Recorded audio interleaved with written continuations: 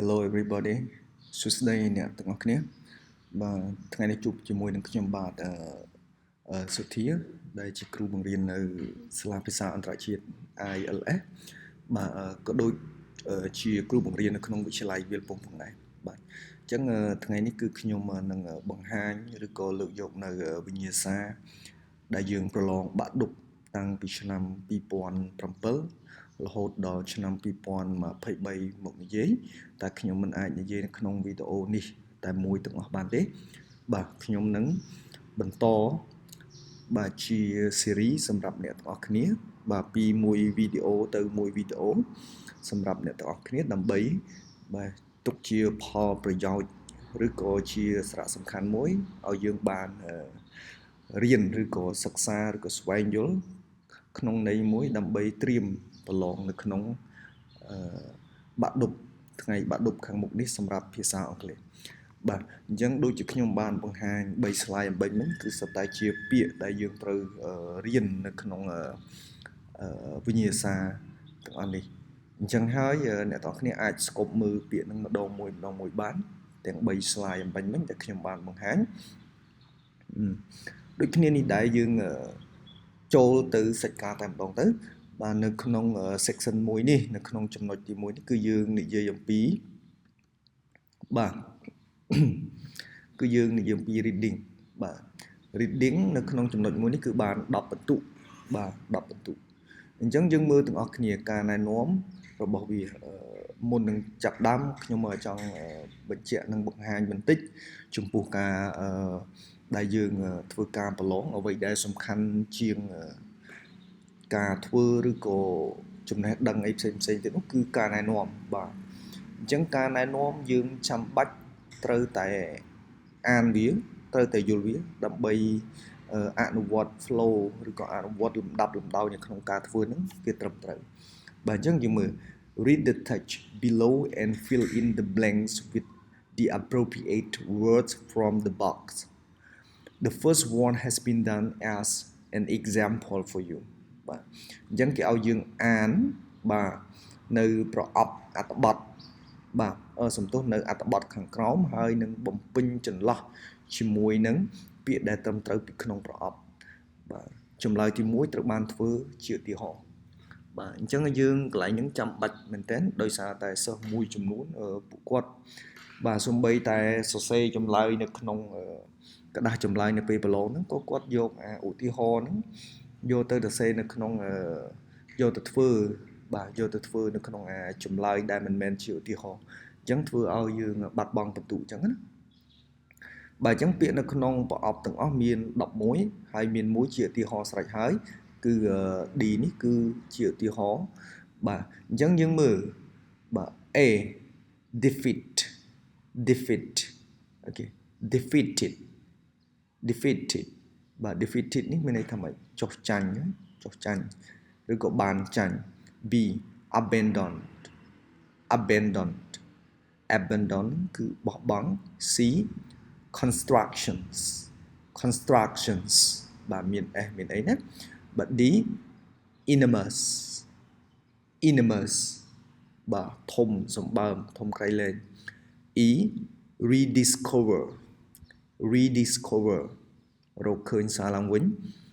F created បាទបង្កើតឬក៏ច្នៃប្រឌិតបាទ G forgotten បាទបានបំភ្លេចឬក៏បានភ្លេច H powerful ដែលពោពេញដោយធម៌ពលពោពេញដោយឥទ្ធិពលពោពេញដោយកម្លាំងបាទ powerful I withdrew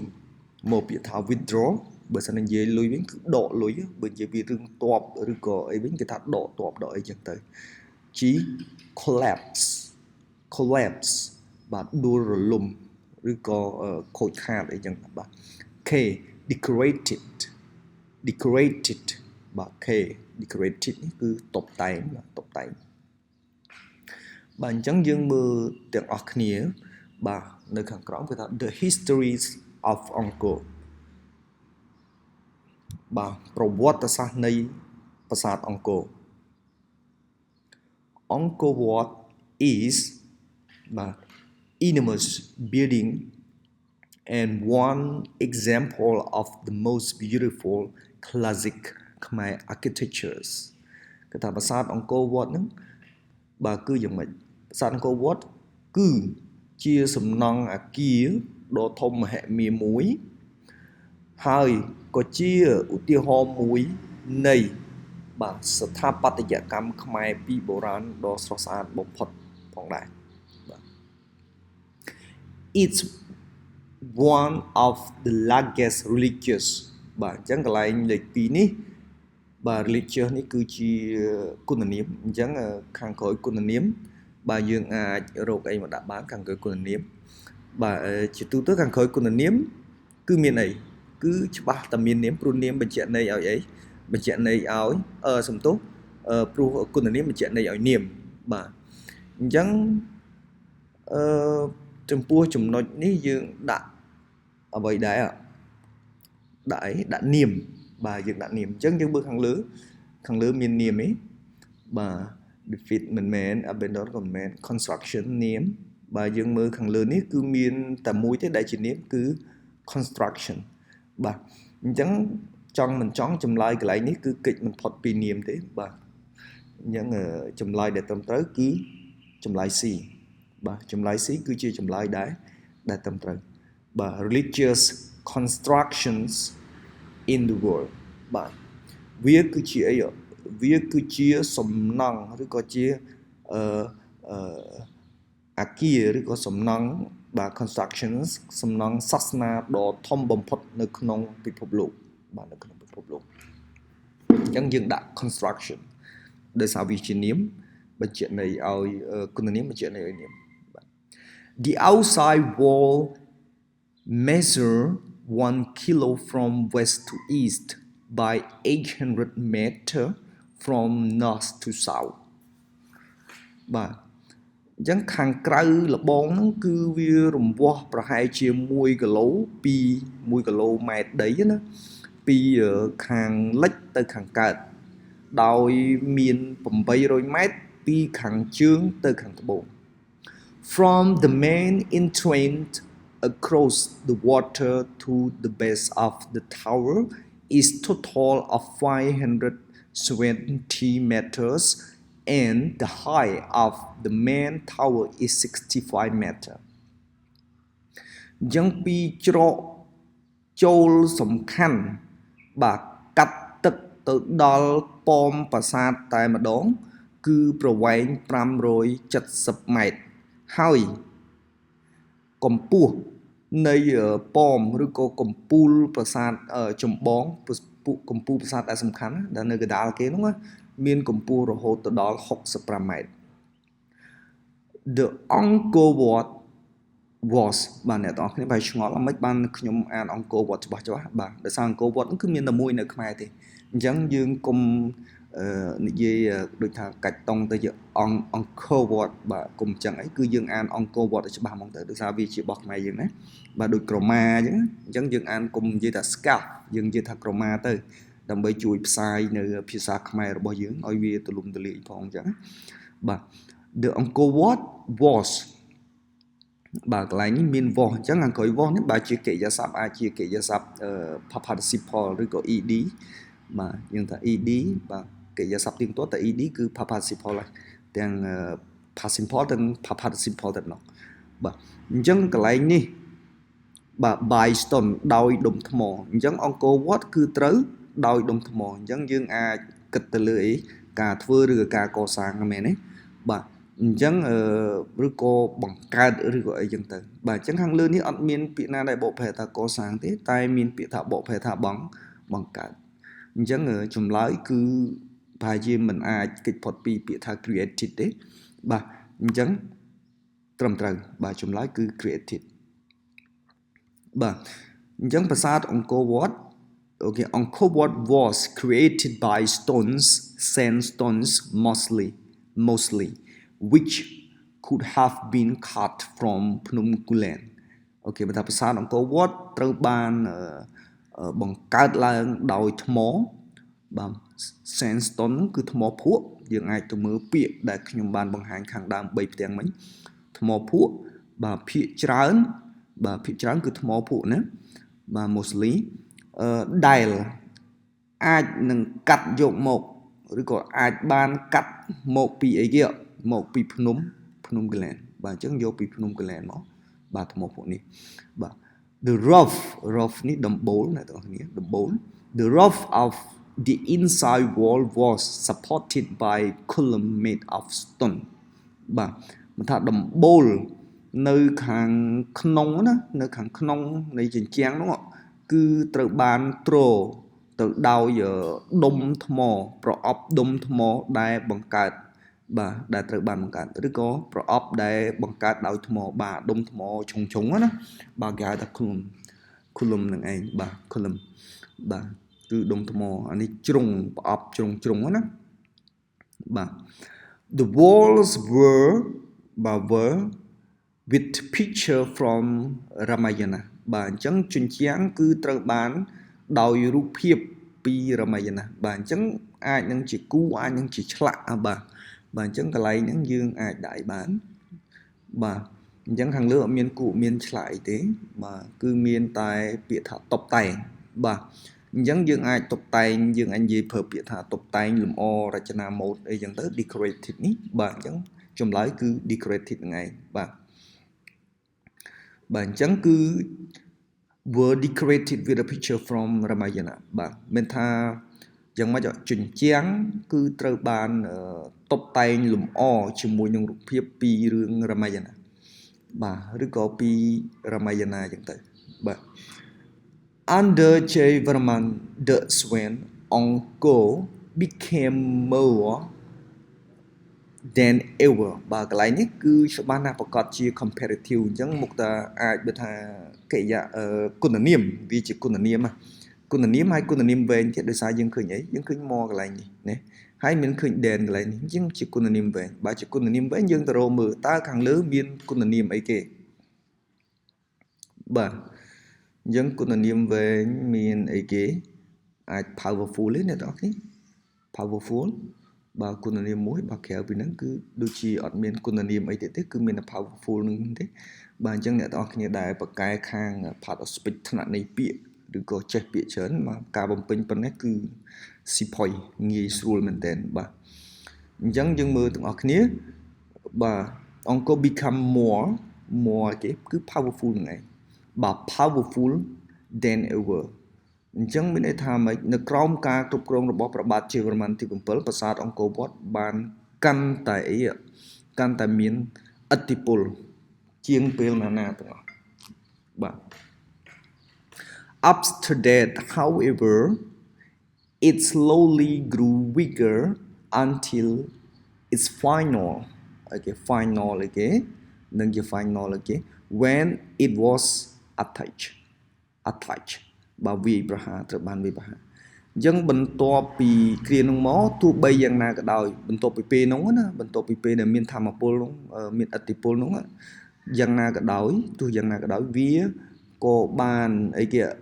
slowly grew weaker វាក៏បានអីគេខ្សោយចុះខ្សោយវាចុះខ្សោយយឺតឬក៏ម្ដងបន្តិចរហូតទៅដល់បើកាលណាតែចុះខ្សោយវាអាចធ្វើឲ្យអង្គរវត្តហ្នឹងអាចនិយាយថាបើខ្មែរយើងតែចុះខ្សោយ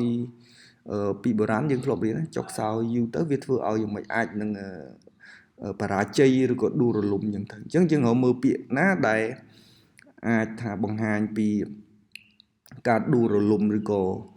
ធ្វើឲ្យចាញ់បាទអញ្ចឹងមានពាក្យ defeat ហើយនឹង collapse បាទអញ្ចឹងតាមជាក់ស្ដែងការបាត់បង់នៅរជ្ជកាលណាមួយនៅក្នុងប្រវត្តិសាស្ត្រគេប្រើពាក្យថាដួលរលំបាទគេយកពាក្យដួលរលំយកមកដាក់ណាបាទហើយណាមួយ final នេះវាជាគុណនាម collapse នេះគឺជានាមផងអញ្ចឹងគឺវាត្រូវគ្នាវានឹងហើយ final collapse ហ្នឹងឯងបាទអញ្ចឹងគឺយើងដាក់ collapse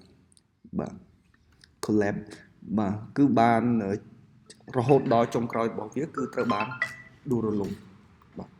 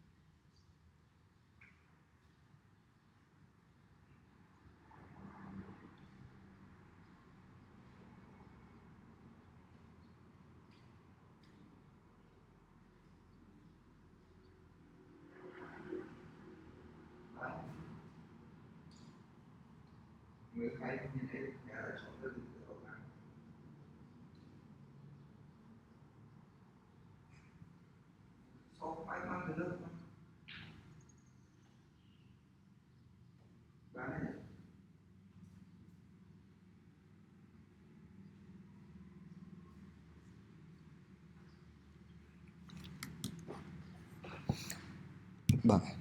អញ្ចឹងយើងបន្តទៀតអធិស្ឋានមិញដោយសារមានកាលវល់បន្តិចបាទ when it was attached វាបានដួលរលំនៅពេលដែលវាត្រូវបានវាយប្រហារ and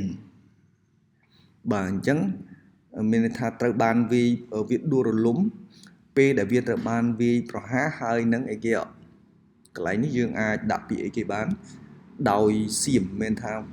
ទទួលមានថាវាយប្រហារហើយនឹងចាញ់ដោយអីគេចាញ់ដោយជនជាតិសៀមឬក៏កាលណាវាយប្រហារដួលរលំគឺមានន័យថាមិននាំឲ្យចាញ់អញ្ចឹងចាញ់ពាក្យ defeat បាទ defeated បាទ defeated បាទកន្លែងហ្នឹងគឺជាកិរិយាសព្ទប៉ុន្តែជាលក្ខណៈ passive បាទយើងឃើញហើយវអញ្ចឹងវាងាយទេស្រួលបំពេញទេបើសិនតែយើងចេះកាលច្បាស់លាស់ហើយនឹងស្គាល់ថ្នាក់នៃពាក្យច្បាស់លាស់បាទសឹងតែអត្ថន័យពេលខ្លះក៏យើងអាចបាទងាយស្រួលនឹង convert តាមក្រោយដែរងាយស្រួលនឹងមើលតាមក្រោយដែរណាបាទអញ្ចឹងយើងព្យាយាមរៀនថ្នាក់នៃពាក្យព្យាយាមរៀននៃពាក្យឲ្យបានចេះ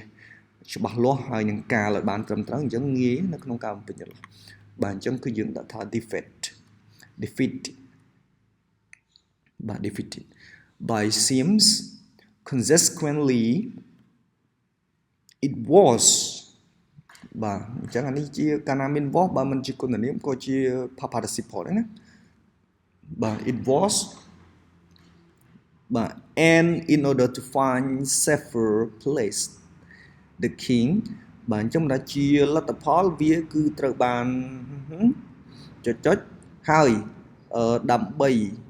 ងាយស្រួលស្វែងរកទីកន្លែងបាទសុវត្ថិភាពជាងបាទអញ្ចឹងគ្រាន់តែចេញមកយើងដឹងថាជាលទ្ធផលវាត្រូវបានកាលណាទៅរកកន្លែងដែលសុវត្ថិភាពជាងគឺមានកន្លែងនេះគឺត្រូវបដូរមែនទេអញ្ចឹងបដូរមានពាក្យបដូរទេអត់មានពាក្យបដូរទេប៉ុន្តែមានពាក្យអីនេះពាក្យដកបាទពាក្យដកបាទដកអីដកចេញដកតបអញ្ចឹងទៅឬក៏ជំនះអញ្ចឹងជាលទ្ធផលវាគឺត្រូវបានអីគេអ្នកទាំងអស់គ្នាមើលបាទត្រូវបានបដូរ